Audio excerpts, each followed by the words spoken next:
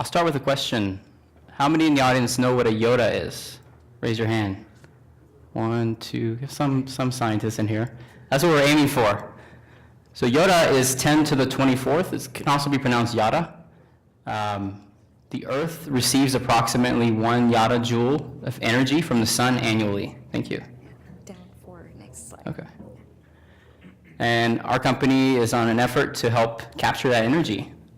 We are a storage company, but we're also technically a solar company, and our goal is to simplify it.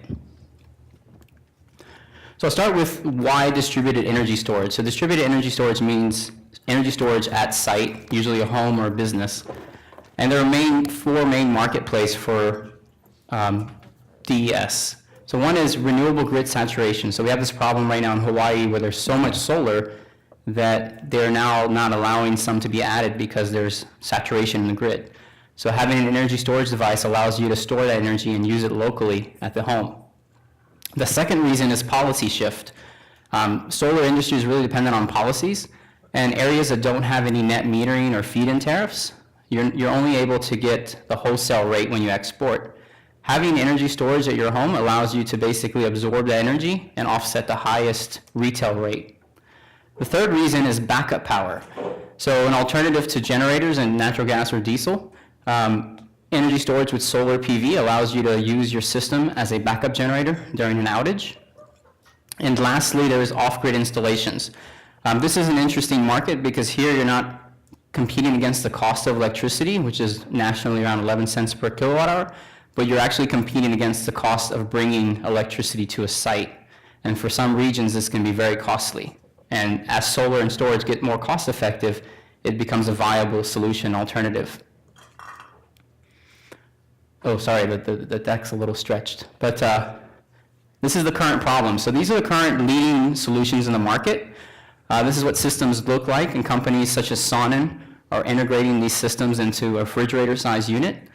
Everyone by now has probably heard of the Tesla Powerwall, which is the market leader when it's available.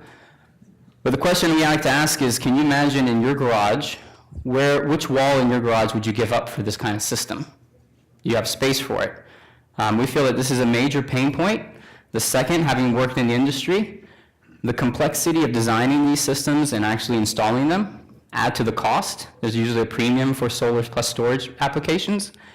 And lastly, there's a loss of efficiency. A lot of these companies are going to AC coupled versions where you're converting DC power to AC 2 times when you're using the battery storage, and this leads to a lower efficiency rate.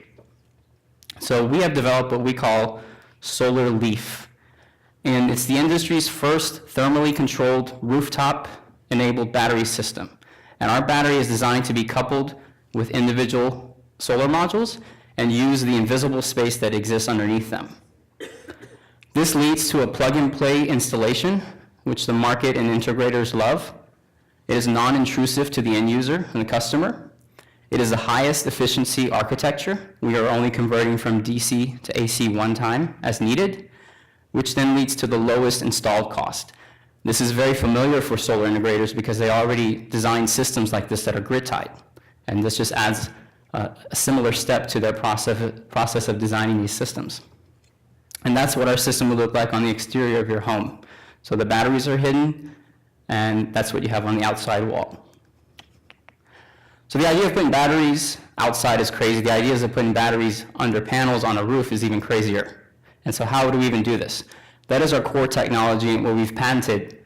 It's a process where we're able to essentially keep the battery at a specified temperature throughout the period of a day. And without getting too specific, it works on a night-day cycle. So we buffer the temperature throughout the daytime, and at nighttime our cooling happens and allows the product to stay within the comfortable temperature that the manufacturer of the cells prefers. This enables us to get a 20-year estimated design life on the product. We do have some competitors that are working on an integrated micro storage concept. Our key differentiator is that we're the only ones on the market producing a product for the market that's able to go up to 75 degrees Celsius. It means we can work in Texas, even on these record days of heat that we've had. We're also using commercially viable cells that are available today.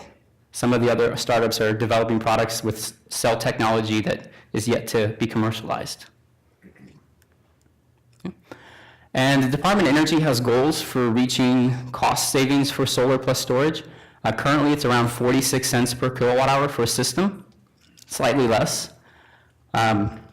We are about 25% lower with our form factor than some of the competitors. I just got the done symbol, so I'm going to go through this really quickly. Market fit, we have two products. One is for emerging markets that we're going to create nanogrid systems. This is a plug-and-play kit. Think of places don't yet have electricity. And the second is on-grid. During the ATI seal, we created some partnerships. We're also part of Clean Tech Open. And very key to this is our partnership with World Technology Corporation. They're a distributor that takes solar products to emerging markets. And our market projections. So the total addressable market is around $5 billion for our product A, which is a nanogrid kit. And for the on-grid storage, it's roughly a $10 billion market.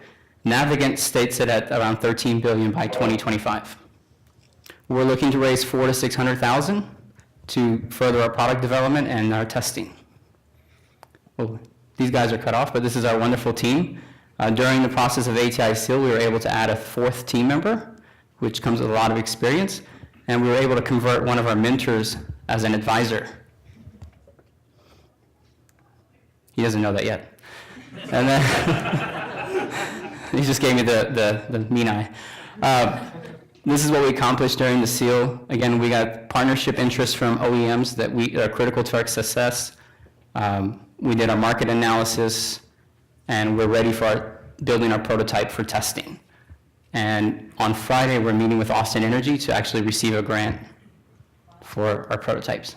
Thank you for ATI seal mentors and teams, and that's it. And we are a go.